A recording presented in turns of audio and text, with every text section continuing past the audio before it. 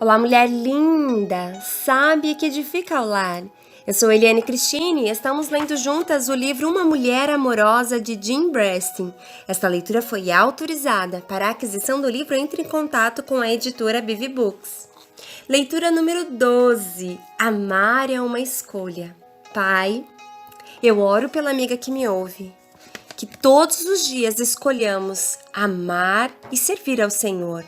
Amar aqueles que nos cercam sem os acusar, entendendo que o Senhor tem poder em suas mãos para transformar os corações.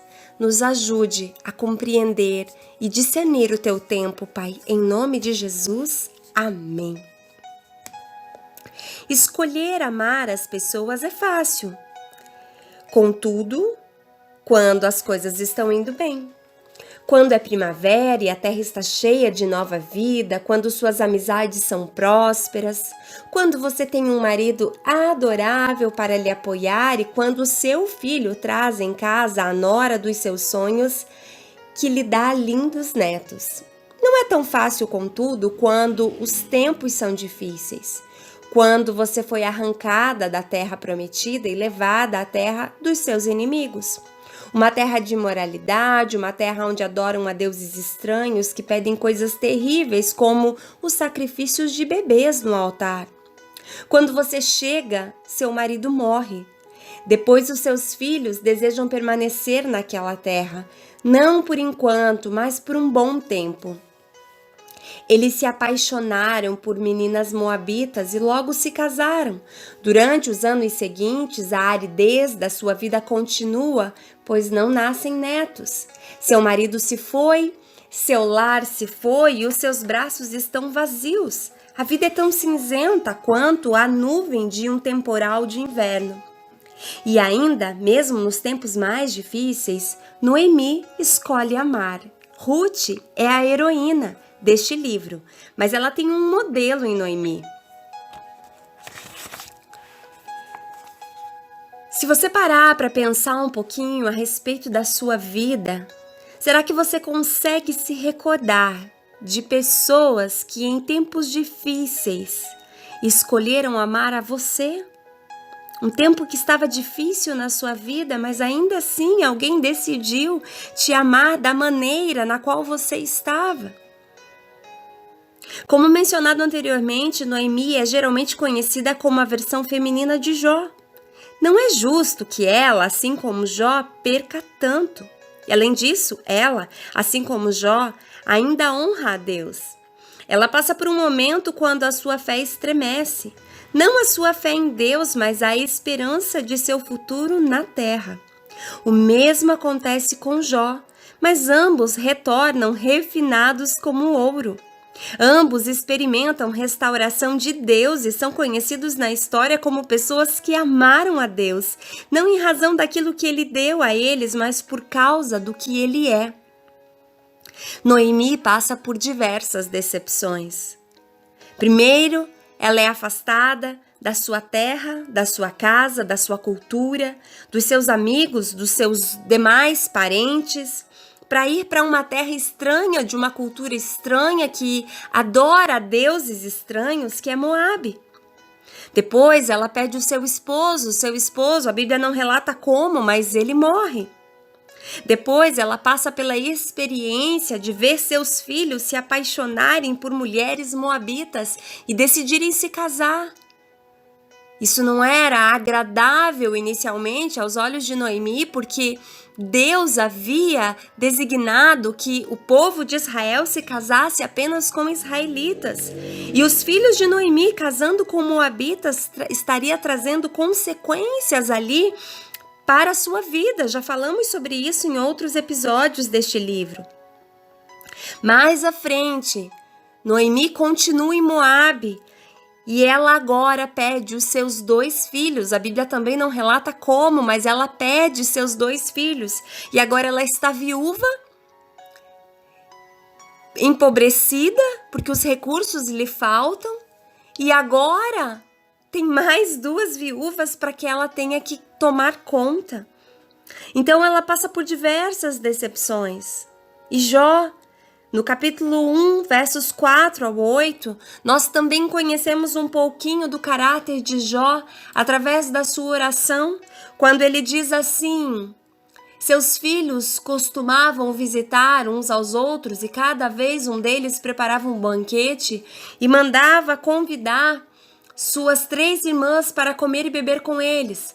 Assim que se passava o período de festas e banquetes, Jó os mandava chamar e fazia com que se santificassem por meio dos ritos de purificação.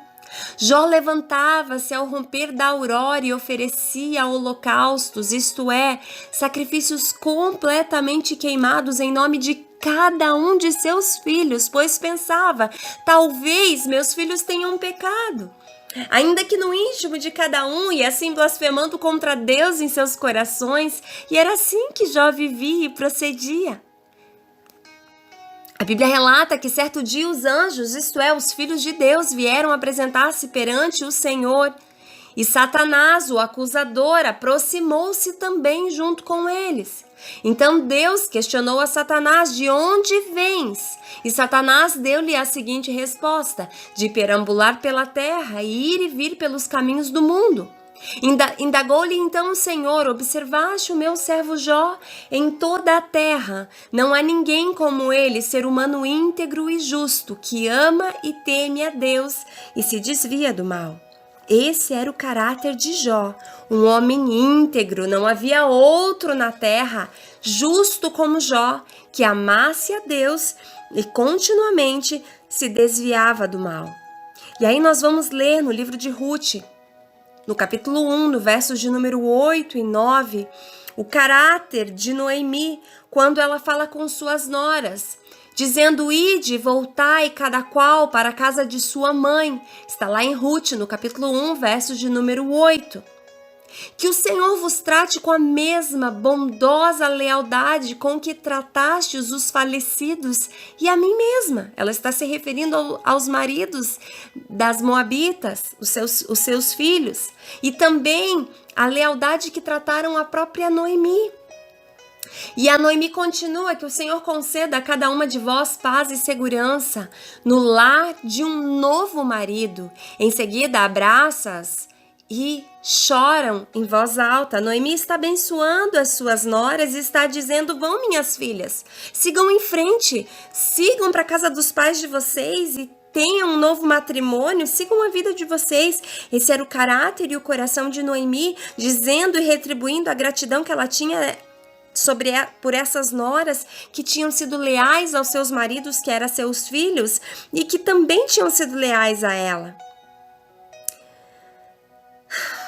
Não é fácil, mas a gente precisa entender que tem lições preciosas aqui. E eu quero dizer um uau! Uau! Que lições preciosas!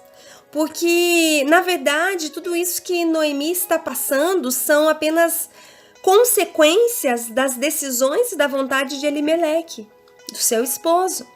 Deus não projetou que Noemi passasse por tudo isso, e não era da vontade de Deus que Noemi perecesse. Mas Elimeleque decidiu partir de Belém, porque não havia pão na sua terra. Mas se você olhar a história e os textos bíblicos, não foram todos que partiram. Muitos ficaram lá em Israel. Mas Elimeleque decidiu. E por que ele decidiu? Porque há um contexto histórico embutido aqui também, quando que na lei dizia que os abastados, os ricos, precisavam ajudar os mais pobres. E Elimeleque era sim um homem rico. E mais pra frente você vai entender isso mais aprofundadamente. Elimeleque foi egoísta e decidiu ir para uma nova terra, construir uma nova família, abdicando de ajudar as pessoas, sendo avarento, na verdade. Então, as consequências das tragédias que acontecem nesta família não são vontade de Deus, mas são consequências e frutos de escolhas. E todos nós passamos pela colheita. Todos nós passamos pela semeadura, todos nós passamos pela colheita. Então precisamos entender que aquilo que estamos colhendo de fato é aquilo que nós um dia plantamos. Ou que aqueles que estavam nos regendo plantaram.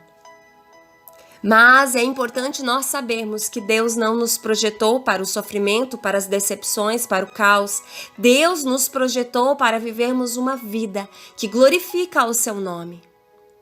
Então eu quero te encorajar a encontrar esperança neste livro, no livro de Ruth, na Bíblia Sagrada, mostrando que Noemi é completamente restaurada e tem a sua vida transformada, ao passo que Ruth também tem a sua vida modificada completamente, desde as suas origens até o seu destino final, seu destino profético. Que o Senhor te abençoe, um grande beijo e até a nossa próxima leitura.